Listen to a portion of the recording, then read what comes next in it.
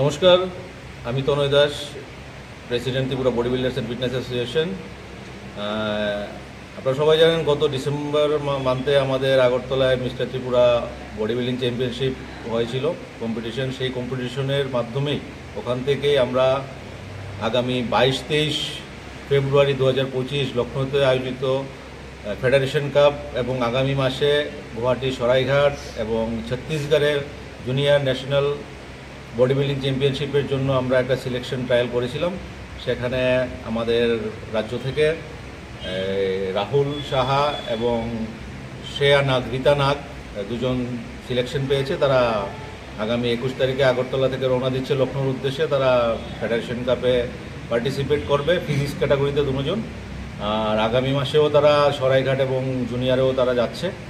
তো সেহেতু আজকে এই সাংবাদিক সম্মেলনের কারণ হচ্ছে কলোনাল চৌমুহনী স্থিত আগরতলার বব ফিটনেস জিমের পক্ষ থেকে আজকে আমাদের হাতে আমাদের টিমের জন্য যেই আমাদের ইউনিফর্ম, জার্সি এগুলো হাতে তুলে দেওয়া হয়েছে। আমরা অসংখ্য ধন্যবাদ জানাই বব ফিটনেসকে এবং আশা রাখছি এই এত বড় স্টেজে ত্রিপুরার প্রথম মেয়ে হিসেবে রীতা নাগ যাচ্ছে, রাহুল যাচ্ছে।